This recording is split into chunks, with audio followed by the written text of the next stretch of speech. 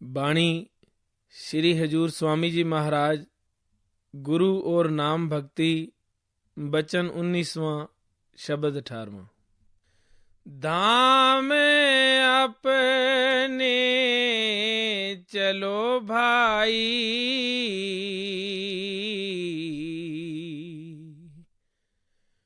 पराए देश क्यों रहना। सत्संग के ये वचन हजूर महाराज जी द्वारा फरमाए गए सत्संग के हिंदी अनुवाद पर आधारित हैं। ये स्वामी जी महाराज की वाणी है। आप उपदेश करते हैं कि हम सब दुनिया के जीव सुख और शांति प्राप्त करना चाहते हैं।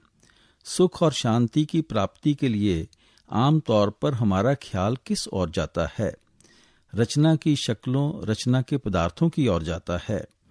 आप फरमाते हैं कि इनमें से ना आज तक किसी को हमेशा के लिए सुख और शांति प्राप्त हुई है, न हो ही सकती है, क्योंकि जिन शक्लों और पदार्थों में हम सुख ढूंढने की कोशिश करते हैं, इन सब को नष्ट हो जाना है, फना हो जाना है। ये सब टेम्परेरी हैं, आर्जी हैं। इसलिए इनकी खुशी और शांति भी केवल आर्जी ही हो सकती है, टेम्परेरी ही हो सकती है। जो भी थोड़े बहुत सुख नजर आते हैं, समय के साथ सब दुखों में बदलने शुरू हो जाते हैं। ये जो भी परमात्मा ने हमें दातें दी हुई हैं, जिन्हें हम सुख का कारण समझे बैठे हैं, साथ ही मन में भय और डर बैठ जाता है कि ये कहीं हमारे हाथ से निकल ना जाएं, कहीं परमात्मा हमसे ये खुशियां वापस ना ले ले। जिस चीज के जाने का 24 घंटे हमारे मन में भय बना हुआ है, डर बना हुआ है, वही खुशी धीरे धीरे दुखों में बदल जाती है। आप देखें, शादी होती है, मन में कितनी खुशी महसूस होती है, कितने दान पुण्य करते हैं, नाच गाने करते हैं, साथ ही मन में डर बैठ जाता है कि साथी कहीं बदकार ना हो जाए, जुआरिया ना हो जाए, शराबी ना हो जाए, फजूल खर्ची ना शुरू कर दे, पड़ोसियों से लड़ना ना शुरू कर दे, बीमारी ना हो जाए, कहीं परमात्मा उसे वापस ना बुला ले। ये जो मन में डर बैठ जाता है, ये हमारे जीवन को नरक बना देता है।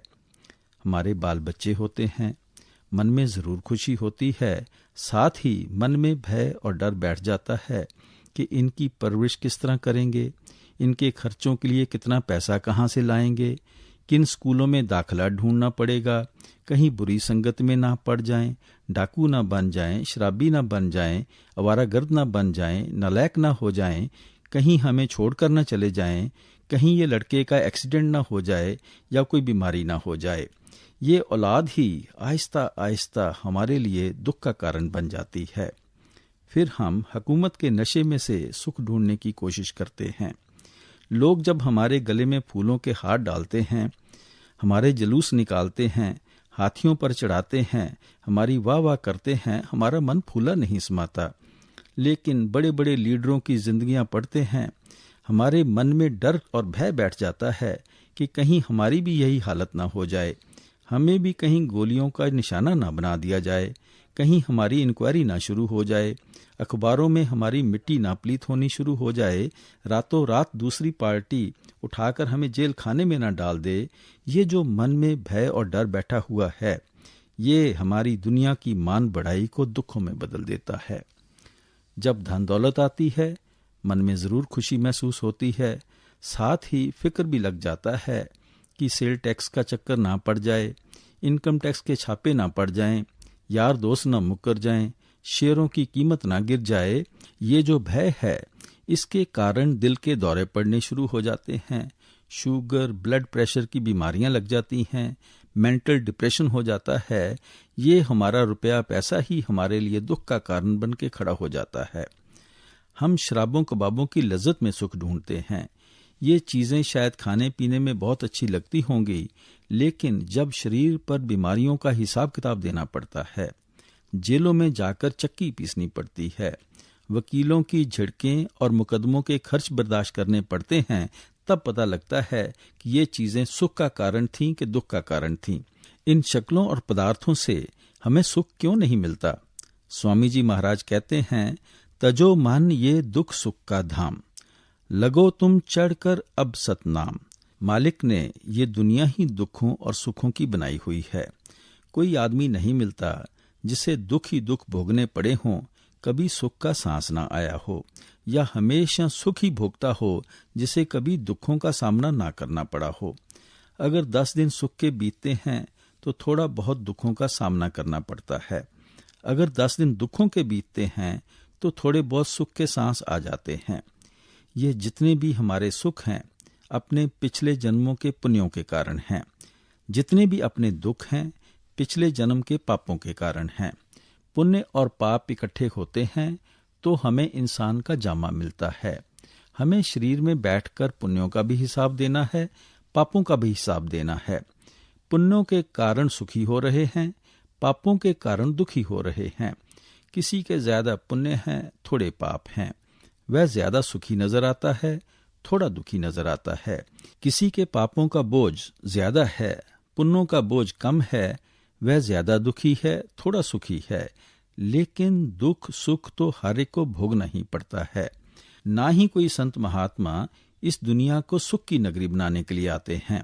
अगर संतों महात्माओं का दुनिया में आने का यही मकसद हो कि ये दुनिया सुख की नगरी बन जाए, तो आप खुद सोचें, आज तक तो जरूर बन जानी चाहिए थी। हिस्ट्री पढ़कर पता लगता है कि हर एक कौम में, मजहब में, मुल्क में, वक़्त में किस किस चोटी के महात्मा आए हैं। महात्मा बुद्ध आए हैं, हजरत ईसा आए हैं, मोहम्मद साहब आए हैं, कबीर साहब आए हैं, कितने ऋषि मुनि आए हैं, गुरु नानक साहब और कितने बड़े बड़े महात्मा आए हैं। अगर उनके आने के बाद आज तक ये दुनिया सुखों की नगरी नहीं बन सकी, तो अब क्या उम्मीद लगाए बैठे हैं कि हम दुनिया को सुखों की नगरी बना सकेंगे? दुनिया के कांटे हम कितने भी इकट्ठे करने की कोशिश करें, कभी कामयाब नहीं हो सकते। अगर हिम्मत करके पैरों में बूट पहन लेंगे तो दुनिया के कांटे हमारे पैरों पर असर ही नहीं करेंगे। ये सुख दुख की समस्याएं, दुनिया के मसले ना कभी किसी से हल हुए हैं, ना हो सकते हैं। लेकिन महात्मा जिंदगी गुजारने का, मालिक की भक्ति करने का ऐसा तरीका और साधन समझाते हैं जिस पर चलकर हम अपने ख्याल को दुखों और सुखों से ही ऊंचा ले जाते हैं। इसलिए स्वामी जी महाराज कहते हैं, लगो तुम चढ़कर अब सतनाम। अगर तुम सुख हासिल करना चाहते हो तो उस सतनाम की खोज करो, परमात्मा की खोज करो। जब तक आत्मा परमात्मा की खोज करके परमात्मा से मिलाप नहीं करती, इसका सुख हासिल करने का कभी सवाल ही पैदा नहीं होता। गुरु साहब कहते हैं, जिन्नी घर जाता अपना से सुखिए पाई। जो शख्स अपने घर पहुंच जाते हैं उन्हें ही सच्चा सुख प्राप्त होता है। अपना घर कौन सा है? जहां परमात्मा या परमेश्वर रहता है। दुनिया में थोड़े बहुत सुख जरूर मिलते हैं, बशर्ते कि हमारी लिव उस मालिक की भक्ति में, मालिक के प्यार में हो। आप सोचकर देखें कि जिन्हें परमात्मा ने दुनिया में हर एक नियामत दी हुई है, दुनिया की हर एक दात बख्शी हुई है, सेहत भी अच्छी दी है, जिंदगी का साथी भी अच्छा दिया हुआ है, इज्जत भी दी है, धन दौलत भी दी है, यानी कि मालिक ने अपनी तरफ से कोई कमी नहीं रखी, फिर भी कभी अकेले बैठकर देखें तो मन में खुशी नहीं आती, शांति नहीं आती, ये भी पता नहीं चलता कि कमी किस चीज की है। ये आत्मा की कशिश है अपने असल की तरफ। जब तक इसे हम अपने असल की तरफ नहीं जाने देंगे, इसके अंदर सुख किस तरह आ सकता है, शांति किस तरह आ सकती है। स्वामी जी महाराज के कहने का मतलब है कि मालिक से बिछुड़कर कभी कोई सुखी नहीं हो सकता। इसलिए यहाँ आप उपदेश करते हैं, धाम अपने चलो भाई, पराये देश क्यों रहना। अगर तुम सुख हासिल करना चाहते हो, शांति प्राप्त करना चाहते हो, तो तुम्हें अपने असली घर वापस जाना चाहिए। ये देश तुम्हारा देश नहीं है, ये कौम तुम्हारी कौम नहीं है, ये मजहब तुम्हारा मजहब नहीं है। तुम्हारा देश सचखंड है, तुम्हारी कौम सतनाम है, तुम्हारा मजहब मालिक का इश्क, मालिक का प्यार है। तुम तो परदेशियों की तरह इस दुनिया में आकर भटकते और तड़पते फिरते हो। स्वामी जी महाराज कहते हैं, सुरत सुन बातरी, तेरा धनी बसे आकाश। हे आत्मा, तेरा पति वह परमात्मा है, परमेश्वर है। तू माया के जाल में फंसी हुई है, वह सचखंड में बैठा हुआ है। जब तक तू अपने घर वापस नहीं जाएगी, तू कभी सुहागन नहीं हो सकती, तेरा जन्म मरण के दुखों से छुटकारा नहीं हो सकता। स्वामी जी महाराज के कहने का मतलब है कि जब भी हम सुख हासिल करेंगे, मालिक की गोद में जाकर मालिक से मिलाप करके हासिल करेंगे। उस मालिक से बिछुड़कर हम कभी सुख नहीं हासिल कर सकते, कभी शांति नहीं प्राप्त कर सकते। इसलिए आप हमारे अंदर मालिक से मिलने का इश्क पैदा करते हैं, मालिक से मिलने का प्रेम और प्यार पैदा करते हैं। सब संतों महात्माओं ने समझाया है कि आत्मा और परमात्मा का जो रिश्ता है, ये कोई बाहर का रिश्ता नहीं है, ये भक्ति का रिश्ता है, प्यार का रिश्ता है। ये जो हम मजहब बनाकर बैठे हुए हैं, ये तो हमने अपनी भक्ति और प्यार के ऊपर खोल चढ़ाए हुए हैं, गिलाफ चढ़ाए हुए हैं। ये शरीयत के खोल हैं, गिलाफ हैं। शरीयत ने किसी को सिख बना दिया है, किसी को हिंदू बना दिया है, किसी को मुसलमान बना दिया है, किसी को ईसाई बना दिया है। इन खोलों को उतार दो, अंदर इश्क ही इश्क है, प्रेम ही प्रेम है, प्यार ही प्यार है। क्योंकि आत्मा और परमात्मा का जो रिश्ता है, वह तो सिर्फ भक्ति का रिश्ता है, प्रेम और प्यार का रिश्ता है।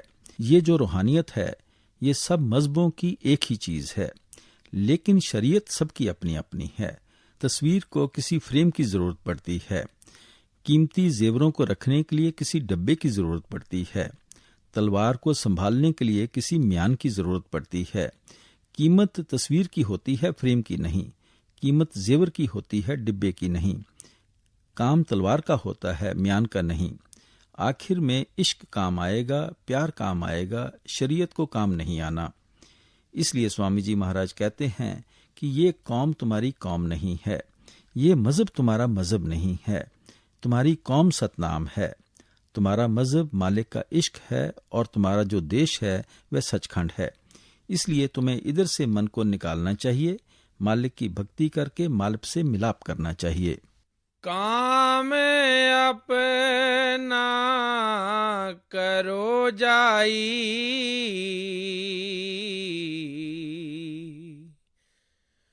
पराए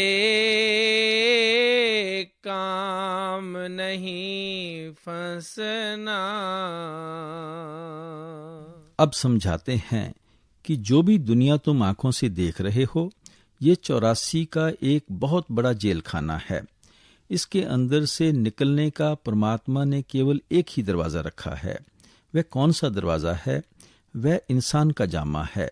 ये मौका इसलिए तुम्हें परमात्मा ने बख्शा है कि इसके अंदर बैठकर तुम मालिक की भक्ति करो, मालिक की खोज करो, मालिक से मिलाप करो, ताकि तुम्हारा देह के बंधनों से हमेशा के लिए छुटकारा हो जाए।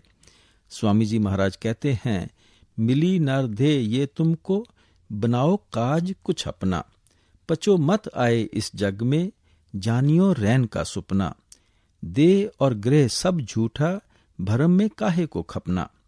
कि ये जो इंसान का जामा है, मालिक ने तुम्हें असली काम के लिए बख्शा है। देह में बैठकर कुछ उसके बारे में भी सोचना चाहिए। दुनिया की ऐशो इशरत देखकर, दुनिया को हंसते खेलते देखकर कभी भूलकर ये मत समझ बैठो कि ये बड़े सुख की जगह है। ये तो रात के सपने की तरह है। इस देह को भी नष्ट हो जाना है, ग्रह को भी नष्ट हो जाना है। ये सब भ्रम है, इसकी कोई असलियत नहीं है। स्वामी जी महाराज कहते हैं कि अपनी मंजिल मकसूद को आंखों के आगे रखो, रूहानी सफर तय करो, ताकि तुम्हारा देह में आने का मकसद पूरा हो सके। आप समझाते हैं, काम अपना करो जाई, कि जिस मकसद के लिए मालिक ने तुम्हें भेजा है, उस मकसद को अपनी आंखों के आगे रखो। वह काम करो जो तुम्हें देह के बंधनों से आजाद करते हैं।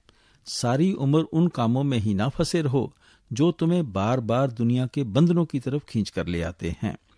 आप सावधान करते हैं कि कहीं तुम्हारे मन में यह ख्याल ना हो कि मौत के बाद फिर इंसान का ही जामा मिल जाएगा, फिर पता नहीं मिले मिले ना मिले ना मिले, या किसी ऐसी जगह जाकर जन्म हो जाए जहां भूले भटके भी तुम्हारा ख्याल मालिक की भक्ति की तरफ ना जाए।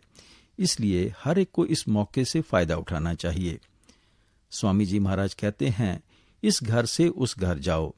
जब तक मालिक ने तुम्हें इस देह में बैठने का मौका दिया है, तुम्हें उस घर यानी असली घर की खोज कर लेनी चाहिए। ये जो घर है, ये तो किराए का मकान है, पराया मकान है। 50-60 साल के लिए मिला है, 70-80 साल के लिए मिला है। जितने जितने श्वास मालिक ने बख्शे हैं, भुगतने के बाद हर एक को शरीर यहीं छोड़कर जाना पड़ेगा। अग्नि के स्पुर्द करके छोड़ जाएंगे, मिट्टी के अंदर दबाकर छोड़ जाएंगे। उस वक्त से पहले पहले असली घर की खोज कर लेनी चाहिए, जहां जाकर हमें वापस इस घर में न आना पड़े। इसलिए स्वामी जी महाराज कहते हैं कि सारी उम्र पराये धंधों में ना फंसे रहो, देह में बैठकर कुछ अपना भी बनाने की कोशिश करो। नाम गुरु का संभाले चले,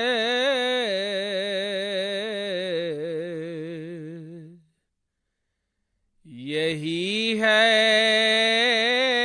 दाम गंठ बंधना। हम देह में बैठकर जो कुछ भी इकट्ठा करते हैं, कितनी धन दौलत इकट्ठी कर लें, कितनी जायदादें इकट्ठी कर लें, कितना बैंक बैलेंस बना लें, कितनी दुनिया की मान बढ़ाई इकट्ठी कर लें, स्वामी जी महाराज कहते हैं कि किसी चीज को तुम्हारे साथ नहीं जाना, सब कुछ तुम्हें यहीं छोड़कर जाना है। जो चीज तुम्हारे साथ जाती है वह केवल शब्द की कमाई है, नाम की कमाई है। गुरु नानक देव जी कहते हैं, बिन नावे को संग न साथी, मुक्ते नाम ते आवणिया। इस चीज को अच्छी तरह मन में बिठा लो कि नाम की कमाई के बगैर ना तो तुम कभी मुक्ति हासिल कर सकते हो, ना किसी चीज को इकट्ठा करके अपने साथ ले जा सकते हो। सो महात्मा उस शब्द या नाम की महिमा करते हैं जो हर एक की आंखों के पीछे धुनकारें दे रहा है। गुरु अमरदास जी कहते हैं, नौदर ठाके तावत रहाए, 10वें निज कर वासा पाए, उथे अनहद शब्द वजह दिन राती, गुरमती शब्द सुनावणिया। कि जब तुम 9 द्वारों में से ख्याल को निकालकर आंखों के पीछे इकट्ठा करोगे, तुम अपने घर के दरवाजे पर पहुंच जाओगे। उस घर के दरवाजे की केवल एक निशानी है जो हर एक को अंतर में याद रखनी है कि उस दरवाजे पर अनहद शब्द दिन रात धुनकारें दे रहा है। जब तक घर के दरवाजे पर आकर उस शब्द की धुनकार धुनों को अंतर नहीं सुनेंगे, तब तक हम रूहानी सफर किस तरह तय कर सकते हैं। शब्द या नाम की वह धुनकार धुने चोरों के अंदर भी हैं, ठगों के अंदर भी हैं, साधु संतों महात्माओं के अंदर भी हैं। यहाँ किसी मजहब, मुल्क और कौम का कभी सवाल ही पैदा नहीं हो सकता। कोई हिंदू होकर अंदर जाए, सिख या ईसाई होकर अंदर जाए, जो खुशकिस्मत भाग्यवान आंखों के पीछे ख्याल इकट्ठा करेगा, वह अपने अंदर उस शब्द की आवाज को सुनना शुरू कर देगा, उस शब्द की ज्योति या उस शब्द के प्रकाश को देखना शुरू कर देगा। गुरु रामदास जी कहते हैं, कासट मह ज्यों है बसंतर, मत संजम काड कड़ी जय, राम नाम है ज्योत सबाई, तत् गुरमत काड लई जय। कि जिस तरह लकड़ी के अंदर अग्नि होती है, पर ना वो किसी को नजर आती है, ना उस अग्नि से कोई फायदा उठा सकता है। अगर युक्ति से लकड़ी पर लकड़ी रगड़नी शुरू कर दें, उसमें से अग्नि भी पैदा कर सकते हैं, अग्नि को देख भी सकते हैं, अग्नि से फायदा भी उठा सकते हैं। गुरु साहब कहते हैं कि इसी तरह वह राम नाम की ज्योति हर एक के अंदर जल रही है, लेकिन गुरमुखों की मत के जरिए शरीर के अंदर जाकर उसकी खोज करो। गुरमुख क्या मत देते हैं? 9 दरवाजे 9वें दर फीके, रस अमृत 10वें चुईजय। वह समझाते हैं कि आंखों के नीचे केवल इंद्रियों के भोग हैं, विषय विकारों शराबों कबाबों की लस्तें हैं। अगर तुम रस से भरे हुए अमृत को पीना चाहते हो तो वह तुम्हारी आंखों के पीछे बरस रहा है। जब तक कोई उस नुक्ते या केंद्र पर ख्याल इकट्ठा नहीं करता जहां दाता दात दे रहा है, बख्शिश कर रहा है, अमृत रूपी नाम बरस रहा है, वह उस अमृत को कैसे पी सकेगा? वह प्रकाश यहां आंखों के पीछे है, वह शब्द आंखों के पीछे धुनकारें दे रहा है। हमें आंखों के पीछे पर्दा लगाकर बाहर निकाला हुआ है। हम अज्ञानता के अंधेरे में बैठे हुए हैं। इसलिए गुरु साहब उस सच्चे शब्द या सच्चे नाम की महिमा करते हैं। ग्रंथ पोथियां उसी नाम की महिमा से भरे हुए हैं। ग्रंथ पोथियों के पढ़ने से उस नाम की कमाई करने का तरीका और साधन पता चल जाता है, लेकिन उनके पढ़ने में मुक्ति नहीं है। जो कुछ पढ़ते हैं उस पर अमल करने में मुक्ति है। यहाँ स्वामी जी महाराज प्यार से समझाते हैं कि गुरमुखों के पास जाकर उस शब्द के साथ ख्याल को जोड़ो, उस नाम के साथ ख्याल जोड़ो। तीसरी पातशाही श्री गुरु अमरदास जी कहते हैं, संतो गुरमुख पूरा पाई, नामो पूज कराई, कि जब तू किसी मालिक के भगत और प्यारे के पास जाएगा, वह तुझे नाम की कमाई करने का तरीका बताएगा। फिर तू परमात्मा की भक्ति कर सकेगा, और जब भी भक्ति कर सकोगे, शब्द या नाम की कमाई के जरिए कर सकोगे।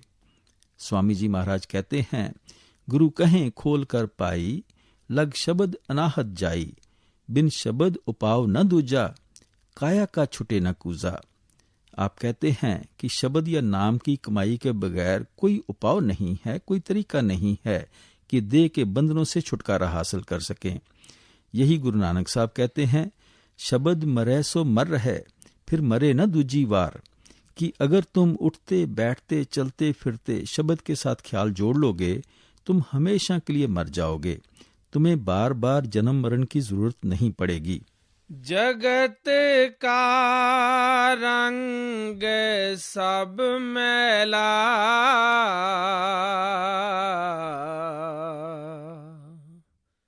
धुला ले मान ये कहना। प्यार से समझाते हैं कि दुनिया के बेटे बेटियों के प्यार के, शराबों बाबों की लस्तों के रंग कच्चे हैं। ये जो कुछ भी है, इसकी कोई असलियत नहीं है। ये केवल धोखा ही धोखा है। ये केवल हमारे ख्याल को खराब करने वाली बातें हैं। सो गुरुमुखों के जरिए इनमें से ख्याल को निकालो। बड़ी उम्र तुमने ऐशो इशरत करके देख ली, अब मालिक की भक्ति करनी चाहिए, मालिक की खोज करनी चाहिए। भोग संसार कोई दिन के,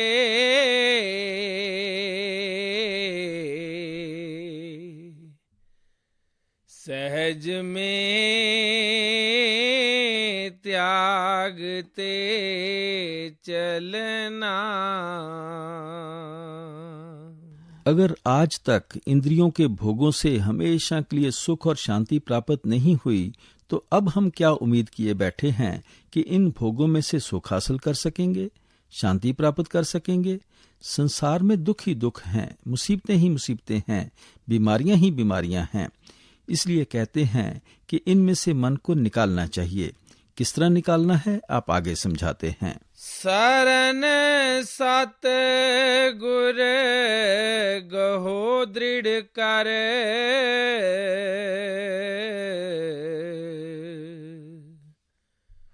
करो ये काज पिल रहना।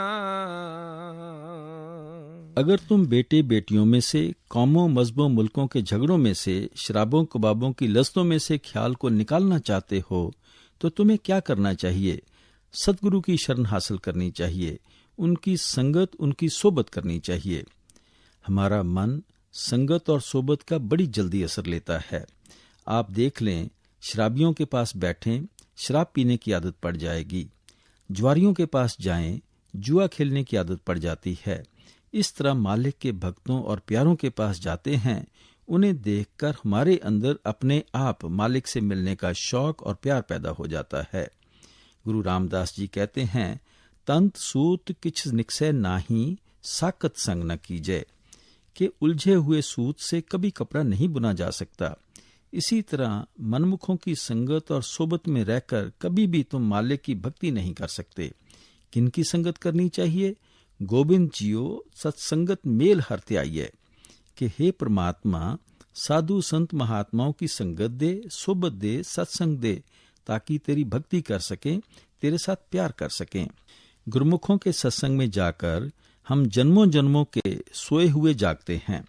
हमें समझ आती है कि आत्मा और परमात्मा का रिश्ता क्या है, आत्मा और परमात्मा के बीच रुकावट किस चीज की है, और इस रुकावट को किस तरह हमें अपने अंदर से दूर करना है।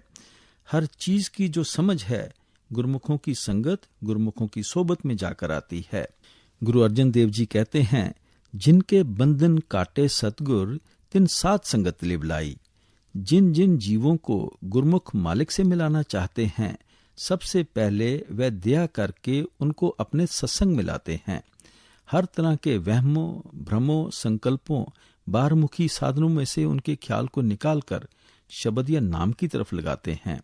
फिर क्या कहते हैं? पंच जना मिल मंगल गाया, हर नानक पेद न पाई।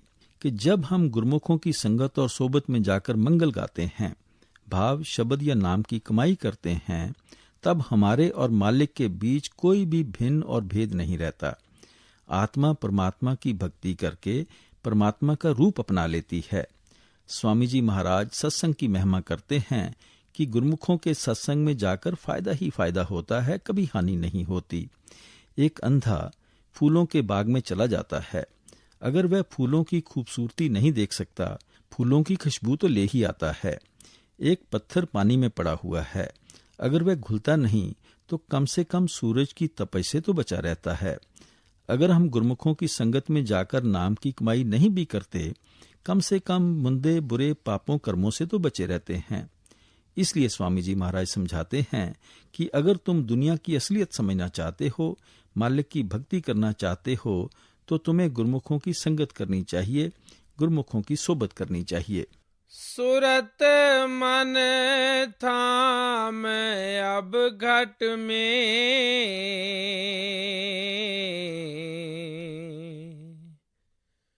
पकड़ धुन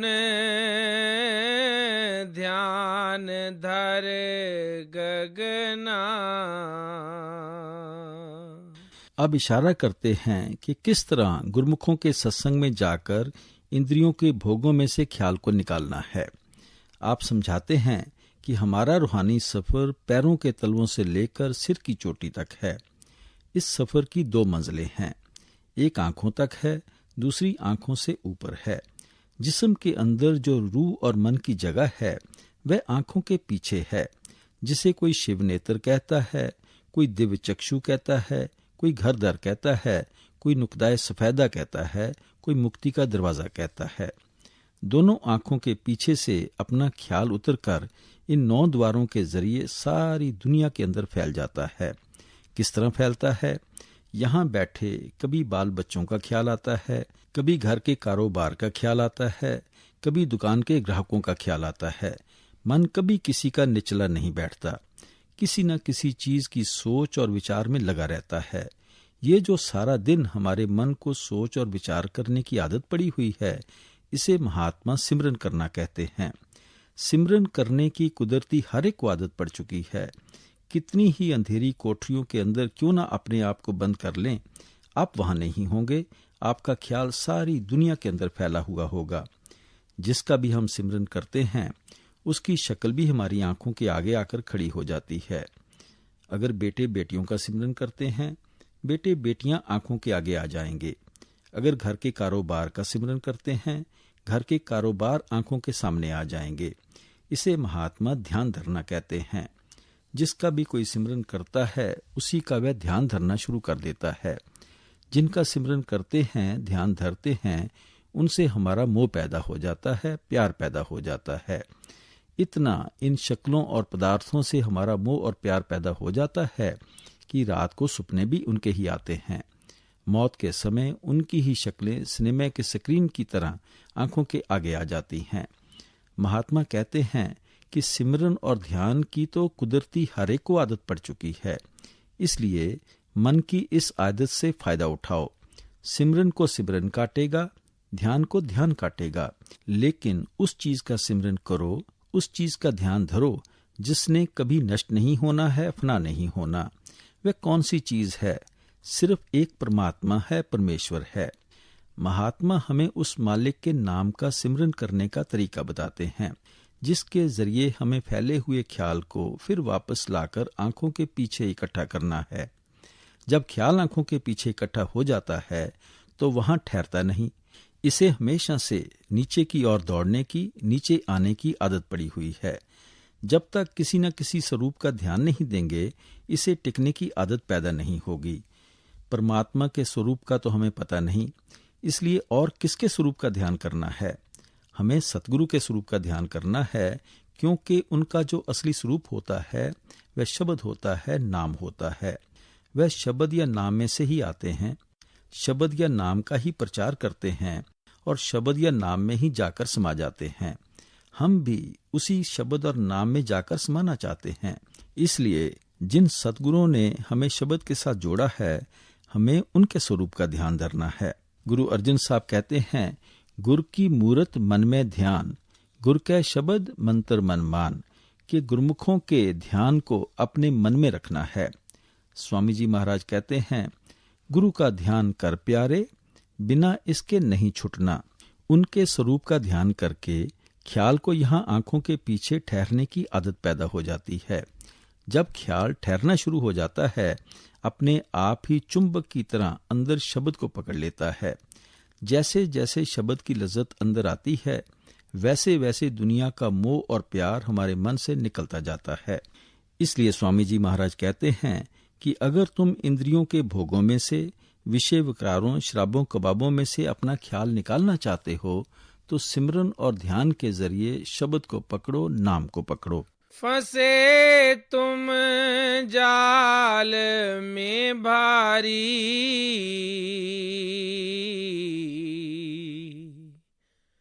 बिना इस जुकती नहीं खुलना। स्वामी जी महाराज कहते हैं कि हम दुनिया के जीव बड़ी बुरी तरह काल के जाल में फंसे हुए हैं। जो पीछे कर्म किए हैं, उनका अब रो पीट कर नतीजा भुगत रहे हैं। वैसे ही मंदे खोटे पाप और कर्म फिर किए जा रहे हैं। भूल चुके हैं कि फिर इनका नतीजा भुगतने के लिए यहीं आना पड़ेगा। आप कहते हैं कि शब्द या नाम की कमाई के बगैर कोई युक्ति नहीं है, तरीका नहीं है कि हम देह के बंधनों से छुटकारा हासिल कर सकें। वही चीज हमें मन और माया के दायरे से पार ले जा सकती है, जो मन और माया के दायरे के पार से आती हो। वह शब्द सचखंड से उठता है। जब हम ख्याल को इकट्ठा करके उसके साथ जोड़ेंगे, वह हमें भी खींचकर सचखंड ले जाएगा। गुरु अमरदास जी कहते हैं, गुर प्रसादी त्रिकुटी छूटे, चौथे पद लिवलाई। गुर प्रसादी, जब गुरमुखों के बताए हुए उपदेश पर चलकर शब्द की कमाई करते हैं, त्रिकुटी यानी काल के दायरे से छुटकारा हो जाता है। चौथा पद, हम सचखंड वापस चले जाते हैं। सो जो चीज हमें काल के दायरे में से निकालकर वापस मालिक से मिलाती है, वह केवल शब्द की कमाई है। गुरु अमरदास जी कहते हैं, बिन नावे होर पूज न होवी, परम पुली लोकाई। नाम की कमाई के बगैर मालिक की कोई भक्ति और पूजा ही नहीं है। कोई तरीका नहीं है जिससे हम मालिक से मिलाप कर सकें। इसलिए यहाँ स्वामी जी महाराज कहते हैं कि जो हम काल के जाल में फंसे हुए हैं, यहाँ से निकलने का केवल एक ही तरीका, एक ही साधन है कि तुम उस शब्द के साथ ख्याल को जोड़ो, उस नाम के साथ ख्याल को जोड़ो। गुरु अब दया कर कहते,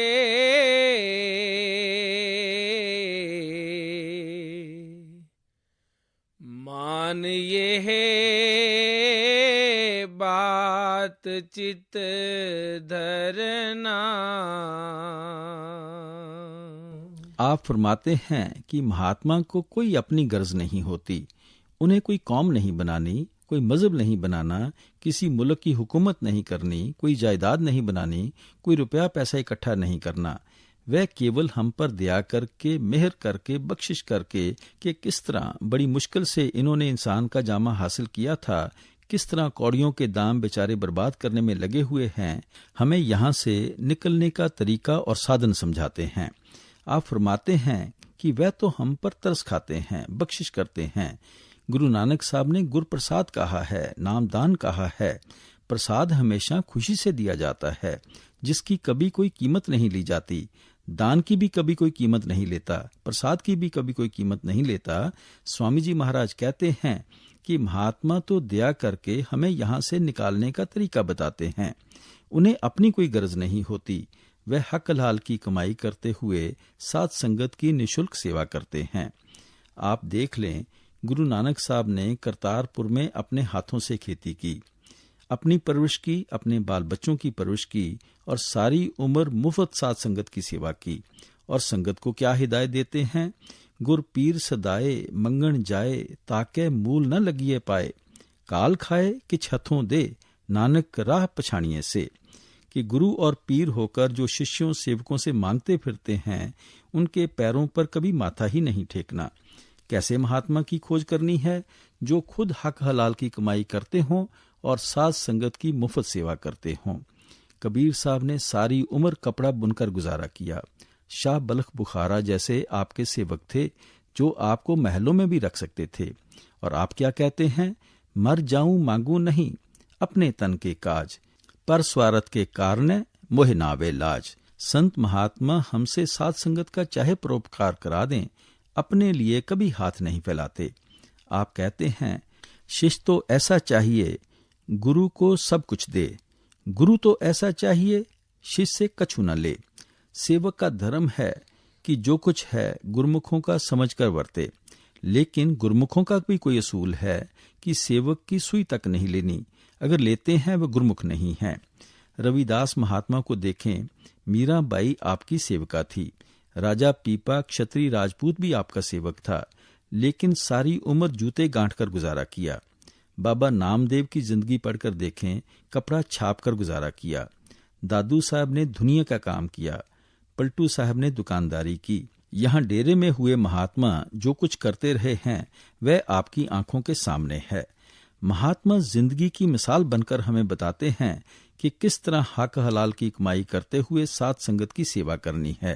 भटक में क्यों उम्र खोते,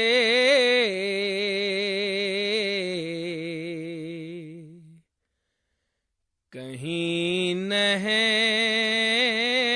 ठीक तुम लगना। अब हमें सावधान करते हैं कि बाहर मुखी होकर क्यों भटकते फिरते हो, इन चीजों में से कुछ नहीं मिलेगा। महात्माओं की खड़ाओं पर समाधियों पर कितने ही माथे रगड़ लो, तस्वीरों की पूजा कर लो, बुतों की पूजा कर लो, सरोवरों में स्नान कर लो, तीर्थ यात्रा कर लो, कान पड़वा लो, जटाएं रख लो, शरीर पर भभूत लगा लो, दान पुण्य कर लो, जप तब जो कुछ मर्जी कर लो, कुछ नहीं मिलेगा। जो कुछ मिलेगा वह शब्द की कमाई, नाम की कमाई से मिलेगा। स्वामी जी महाराज कहते हैं, सुरत शब्द कमाई करना, सब जतन दूर अब धरना। सिर्फ शब्द सुरत का अभ्यास करो और कोई तरीका नहीं है, कोई जरूरत नहीं है बेकार अपने वक़्त को खराब करने की। इसलिए स्वामी जी महाराज सावधान करते हैं कि क्यों बेकार बाहर मुखी साधनों कर्म कांडों में फंसकर भटकते फिरते हो, तड़पते फिरते हो। इन बातों से कुछ नहीं मिलेगा। जो कुछ मिलेगा सुरत शब्द के अभ्यास से मिलेगा, नाम की कमाई से मिलेगा। बसो तुम आए नैनन में,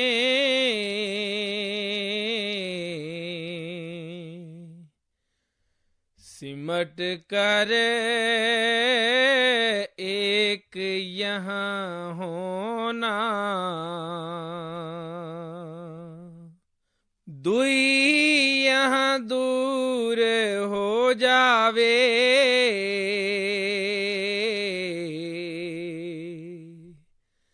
दृष्टि जोत में धरना। सब कुछ बयान करके थोड़ा सा अंदर के सफर का जिक्र करते हैं कि हमारा जो घर का सफर है, रूहानी सफर है, वह आंखों के पीछे से शुरू होगा, क्योंकि ये हमारे घर का दरवाजा है। आंखों के नीचे नीचे तो केवल इंद्रियों के भोग हैं, विषय वकारों शराबों कबाबों की लस्तें हैं। आप कहते हैं कि जब तक तुम्हारा ख्याल यहाँ से उतरकर बाहर की तरफ फैला हुआ है, तुम द्वैत के अंदर फंसे हुए हो। जब तुम सिमरन और ध्यान के जरिए ख्याल को समेटकर आंखों के पीछे इकट्ठा कर लोगे, तुम एकता के अंदर आ जाओगे। जब तुम एकता के अंदर आ जाओगे, वहां तुम्हें एक ज्योति जलती नजर आएगी, जो चोरों के अंदर भी है, ठगों के अंदर भी है, साधुओं संतों महात्माओं के अंदर भी है। वहां किसी कौम का, मजहब का, मुल्क का कभी सवाल ही पैदा नहीं होता। जो भी खुशकिस्मत आंखों के पीछे ख्याल को इकट्ठा करेगा, वह अपने अंदर उस ज्योति के दर्शन करने शुरू कर देगा। उस ज्योति का गुरु नानक साहब ने जिक्र किया है, अंतर ज्योत निरंतर बाणी, साचे साहेब स्यों लिवलाई। हर एक की आंखों के पीछे ज्योति जलती है। उस ज्योति के अंदर से वाणी की मीठी और सुरीली आवाज उठ रही है। जो उस ज्योति के दर्शन करते हैं, उस वाणी की आवाज को सुनते हैं, उनका दुनिया में से मोह और प्यार निकल जाता है, उनका परमात्मा से मोह और प्यार पैदा हो जाता है। हमें अपने अंदर उस ज्योति के दर्शन करने हैं। पलटू साहब कहते हैं, निकसै एक आवाज चिराग की ज्योति माही, ज्ञान समाधि सुने और को सुनता नाही। जब हम ज्ञान समाधि लगाते हैं, यानी गुरमुखों के कहने के अनुसार सिमरन और ध्यान के जरिए आंखों के पीछे ख्याल को इकट्ठा करते हैं, वहां हमें एक चिराग जलता नजर आता है, ज्योति जलती नजर आती है। उस ज्योति के अंदर से एक सुरीली और मीठी आवाज दिन रात धुनकारें दे रही है। हमें उस आवाज के जरिए अंदर घर का रुख कायम करना है। उस प्रकाश के जरिए अंदर रूहानी सफर तय करना है, फिर मंजिल दर मंजिल अपने घर वापस पहुंच जाना है। आप सोचकर देखें, जितने भी हमारे धर्म स्थान हैं, जहां जाकर हम अपनी अकल के अनुसार मालिक की भक्ति करते हैं, मालिक की पूजा करते हैं, इनके अंदर आवाज भी पैदा की जाती है, प्रकाश भी पैदा किया जाता है। हिंदुओं के मंदिर ले लें, बौद्धों जैनियों के ले लें, सबसे पहले बरामदे में एक घंटा लटकता रहता है। उसे बजाकर अंदर जाएंगे तो अंदर ज्योति जलती नजर आएगी, दिए की लौ जलती नजर आएगी। गुरुद्वारों में चले जाएं, वह भी ज्योति जलाते हैं, घंटे और शंख बजाते हैं। गिरजे में चले जाएं, वे भी पहले घंटे बजाते हैं, अंदर मोमबत्तियां जलाते हैं। मुसलमानों के मज़ारों पर जाएं, मस्जिदों में जाएं, मौलवी ऊंचे ऊंचे नगारा बजाता है, बांग देता है, रात को चिराग जलाता है। हम कभी सोचने की कोशिश नहीं करते कि हर एक जगह ज्योति क्यों जलाई जाती है, हर एक जगह घंटे और शंख जैसी आवाज क्यों पैदा की जाती है। ये ऋषियों मुनियों ने, गुरु साहिबान ने, संतों महात्माओं ने, मालिक के भक्तों और प्यारों ने हमें समझाया था कि हमारा शरीर असली मंदिर है, असली मस्जिद है, असली गुरुद्वारा है, असली गिरजा है। इसके अंदर जाकर खोज करो, तुम्हें घंटे और शंख की आवाज भी सुनाई देगी, तुम्हें उस ज्योति के भी दर्शन होंगे। गुरु साहब ने इस शरीर को हरि मंदिर कहकर याद किया है। हजरत ईसा ने इसे टेम्पल ऑफ लिविंग गॉड कहकर बयान किया है। ऋषियों मुनियों ने नर नारायणी देह कहकर समझाया है। हम अंदर जाने की कोशिश नहीं करते, ईंटों पत्थरों की जगह बना लेते हैं, वहां घंटे भी बजाने शुरू कर देते हैं, ज्योति भी जलानी शुरू कर देते हैं। ये चीजें तो हमें समझाने के लिए थीं, ये तो नकल है, असल तो हमारे शरीर के अंदर है। इसलिए स्वामी जी महाराज अंदर की तरफ इशारा करते हैं कि जब भी हम रूहानी सफर तय कर सकेंगे, आंखों के पीछे आकर शब्द की धुन, शब्द के प्रकाश के जरिए कर सकेंगे। श्याम तज सेत को गहना,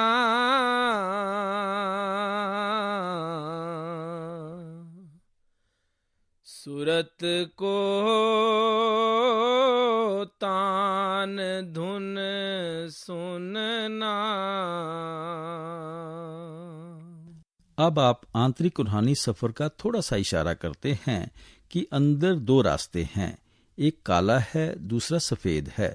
काला बाईं तरफ है, बाईं तरफ काल का रास्ता है। सफेद दाईं तरफ है, दाईं तरफ दयाल का रास्ता है। आप इशारा करते हैं कि तुम्हें सफेद रास्ते पर जाना है, और जो उस तरफ से तुम्हारे अंदर शब्द की धुनकार धुनें आ रही हैं, होशियारी के साथ उनको पकड़ना है, उनको सुनना है। बंक के द्वार 10 बैठो,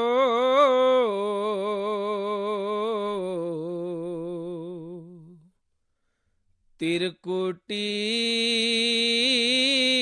जाए कर लेना।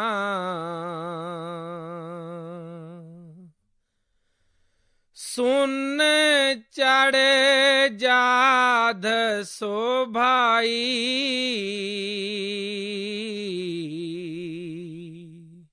सूरत से मान सर नहाना। शब्द के सहारे निचले मकान, बंक नाल आदि से गुजरती हुई आत्मा त्रिकुटी भी पार कर गई और सुन देश में आ गई। उस जगह मानसरोवर में स्नान करके उसके सब आवरण उतर गए और आत्मा पर से सब पर्दे उतर गए। आत्मा पवित्र और निर्मल हो गई। हमें अपने आप का, अपने असल का पता लग गया और उस मालिक का पता लग गया। महात्मा ने जो आपे की पहचान करने का उपदेश दिया है वह आपे की पहचान यहाँ मानसरोवर या 10वें द्वार में पहुंचकर होती है। इस जगह को महात्मा ने अमृत का सरोवर या सच्चा अमृतसर कहा है। गुरु अमरदास जी कहते हैं, शब्द मरे सोई जन पूरा, सतगुर आख सुनाए सूरा, काया अंदर अमृतसर साचा, मन पीवे पाए सुबाई है। आप फरमाते हैं कि हमारे सूरमा सतगुरु अंगद देव साहब ने ये उपदेश दिया है कि शब्द नाम या अमृत का वह सच्चा सरोवर, वह सच्चा अमृतसर जिसमें नहाकर आत्मा निर्मल होती है, हम पूर्ण बनते हैं, गुरमुख बनते हैं, हमारी काया के अंदर है, हमारे जिस्म और वजूद के अंदर है। यही वह सरोवर है जिस जगह कौवा जाता है, नहाकर हंस बन जाता है। भाव ये कि मनमुख लोग उस जगह पहुंचकर उस शब्द के सरोवर में, नाम के सरोवर में नहाकर गुरमुख बनकर आ जाते हैं। महासुन चौक अंधियारा,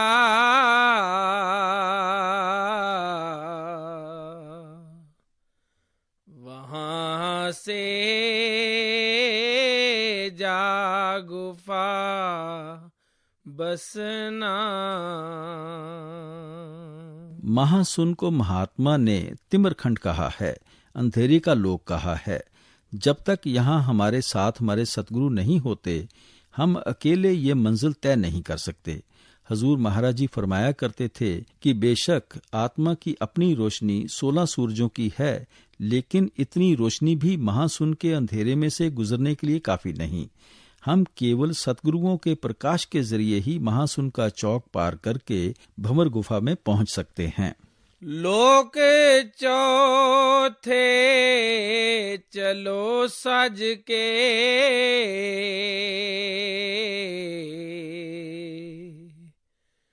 गहो वहां जाए धुन बीना। अब भंवर गुफा पार करके हम चौथे पद यानी सचखंड में आ गए, जिस जगह शब्द की आवाज या धुन बीन जैसी है। अलख और अगम के पारा,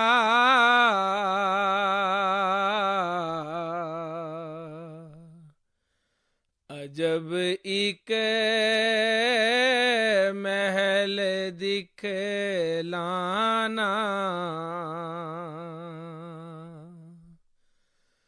वहीं राधा स्वामी से मिलना,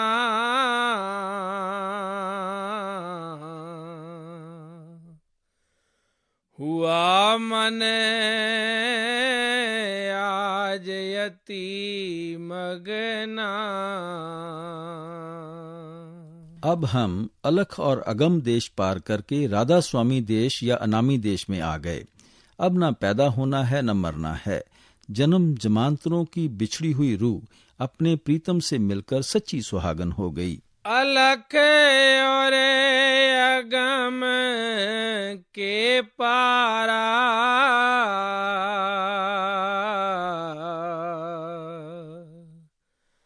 अजब एक महल दिखलाना।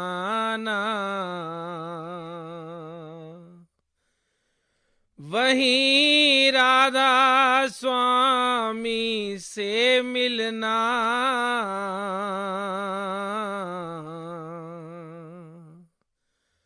हुआ मन आज यति मगना।